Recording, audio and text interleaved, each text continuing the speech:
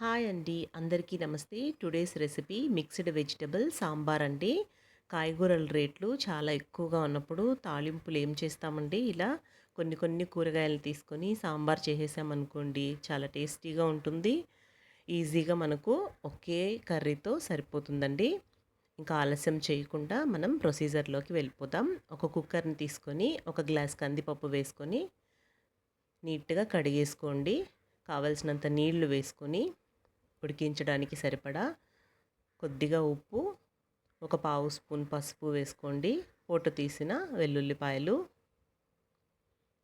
ఉల్లిపాయ ముక్కల్ని అందులోనే వేసేసామనుకోండి, ఎనిపినప్పుడు ఎనిగిపోతాయి కదా, అందుకోసమని నేను చిన్న గిన్నెను ఉంచి దాంట్లో పెద్దగా కట్ చేసిన ఉల్లిపాయ ముక్కలు వేస్తున్నాను.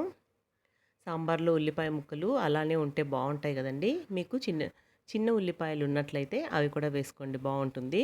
పెద్దగా తరిగిన టమోటాలని కూడా వేసేసి కుక్కర్కి మూత పెట్టి 4 నుంచి 5 విజిల్స్ మెత్తగా పప్పు ఉడికేలాగా ఉడికించుకోండి.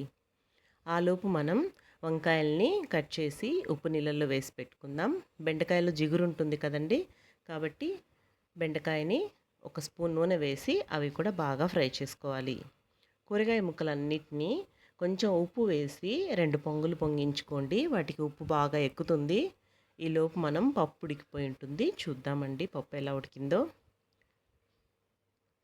బాగా సాఫ్ట్గా ఉడికిపోయిందండి. ఇప్పుడు చూడండి, మీకు అర్థమవుతుంది. దాన్ని తీసి పక్కన ఉంచేసుకొని దీన్ని మాత్రం వెనిపేసామంటే సరిపోతుంది.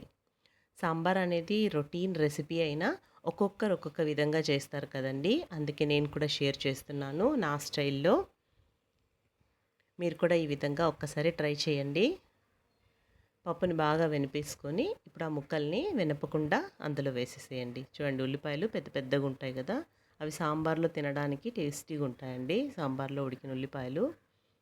ఇప్పుడు ఒక 2 పొంగులు పెట్టుకున్న కూరగాయ ముక్కలు ఒక 50% అక్కడ ఉడుకుంటాయి. ఇప్పుడు కావాల్సినంత చింతపండు నీళ్ళు, కొంచెం చింతపండు నానబెట్టి దాని రసం తీసి ఇందులో వేసుకోవాలి. ఒక స్పూన్ ధనియాల పొడి, ఒక స్పూన్ మిరప్పొడి. అంతే అండి, ఇక్కడ సాంబార్ పొడిని కూడా యూజ్ చేయట్లేదు, అయినా కూడా చాలా టేస్టీగా ఉంటుంది.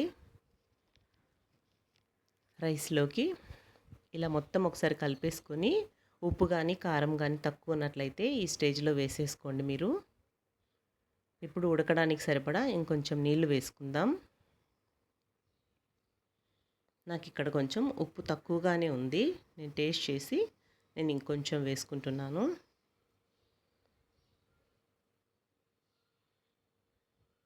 అంతే అండి, ఇప్పుడు విజిల్ ఏమి పెట్టకుండా జస్ట్ అట్లా మూత పెట్టి సిమ్లో ఒక 10 నిమిషాలు ఉడికించుకున్నట్లయితే ఆ ధనియాల పొడి మిరప్పొడి మొత్తం ఉడికిపోతుంది సాంబార్ అంతా.